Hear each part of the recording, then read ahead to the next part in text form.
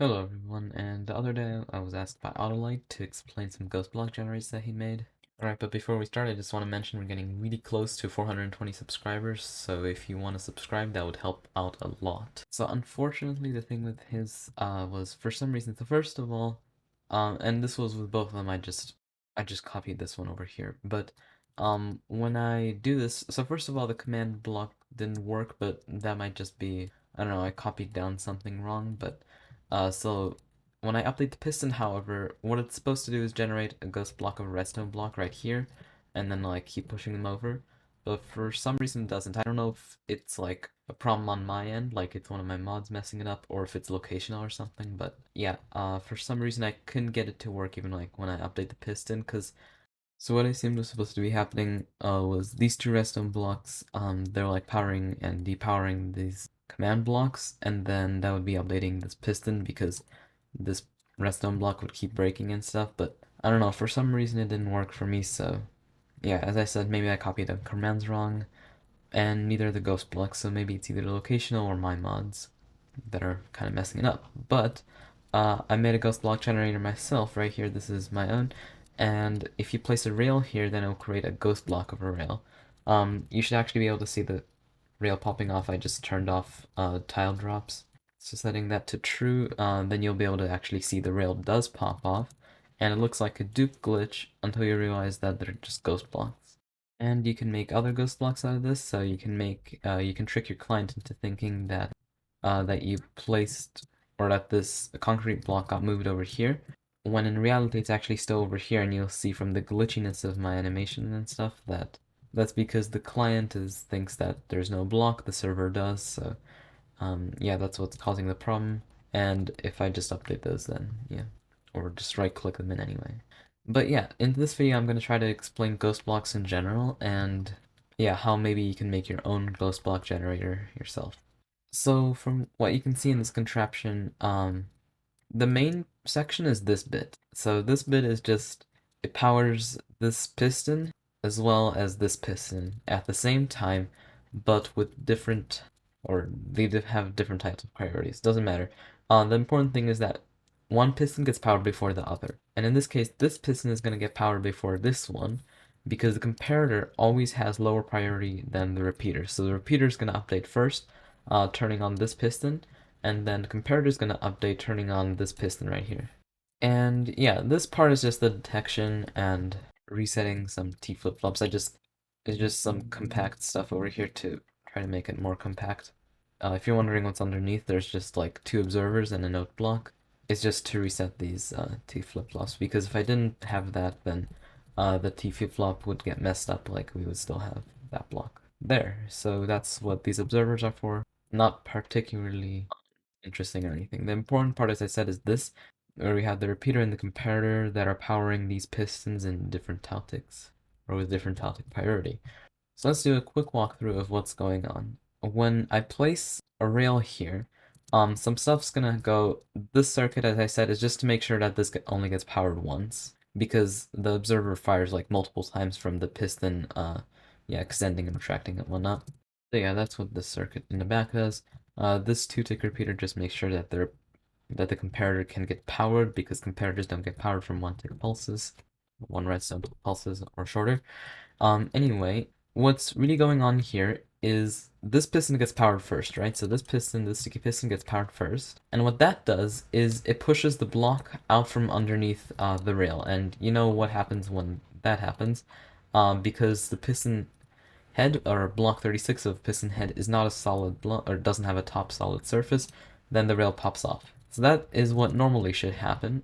But what's going on here is we're also powering this piston in the same game tick as this one. So, and this is, I'm not sure if this is the exactly like correct explanation of ghost blocks, but from what I can tell it is. If it's not, correct me in the comments. Right, so this is the technical Minecraft wiki, and in the tick section, we have order of updates, which is basically tick phases, like what happens in order in the tick. And this is for the server, because that's what really matters, what happens in the server. As you can see, some stuff happens at the top, and And what broke the rail was a block event because the piston had to schedule a block event to be able to move. So yeah, that was in the block event phase. Now, as you can see, there's nothing after the block event phase that will, yeah, be able to tell the player that, or the client, any client, that there's no block there. So that means we're gonna have to wait until the next tick when all of this gets processed again, until something in here, block modification packets, I think are what they're called, to be able to tell the player that, hey, this block got broken, so you should change that. So, what actually happens is this block event, the block event from the piston, destroyed the rail, and then nothing here happened, so we have to wait until the next tick. We start at the top here, a bunch of other stuff happens, and then we send out block modification packets to tell the player, hey, this block got broken, so you should, yeah, stop all that. But if something happens along the way up until the block modification packets are sent to the client, then the client won't realize it. So like at this point in time, like here and at the start of here until the block modification packets are sent, the client still thinks that there's a rail there. So yeah, for like less than a tick, but still enough time to do something, the client doesn't actually believe that the rail popped off yet. It didn't get the packet yet. So basically, we could do something to that rail, yeah, in between that period before, like, after it already got broken server side, but before packets were sent to the client, telling it, hey, the rail is broken. So yeah, that's basically what we're doing here. These two things happen in the block event phase. First, this piston gets powered, and then this piston gets powered. So in the block event phase, the first piston got powered, breaking the rail. Then the second piston got powered, pushing over technically nothing server side, but the client still thinks there's a rail there, and piston stuff is processed independently for the server and the client, meaning that the client is going to think that the piston actually pushed over something, whereas the server is going to know that there's nothing actually there to be pushed over. And then in the next tick, we're going to have block modification packets are sent to the player, and the player is going to realize, okay, no block is here, but there's no check or anything about like what happened in between, because it's kind of impossible. So yeah, from what I understand, it's just basically the update order, like tick phases stuff like that, like what happens in the order of a tick. So yeah, that's what basically happens. The piston breaks the rail server side. The client doesn't know it yet until the next tick. Meanwhile, in this tick, we didn't move on to the next tick yet. This piston pushes over the rail. There's nothing there server side, but client side, the piston or the client still thinks there's a rail there, meaning that, yeah, the piston's gonna push over something. And again, as I said, piston movement is calculated both server side and client side independently for whatever reason. I don't know why, but I'm sure there's a good reason for that, but I don't know, I'm not smart enough. So anyway, the piston pushes over the rail, client side, and then next tick we get block modification packets, so yeah. So that's basically what happens.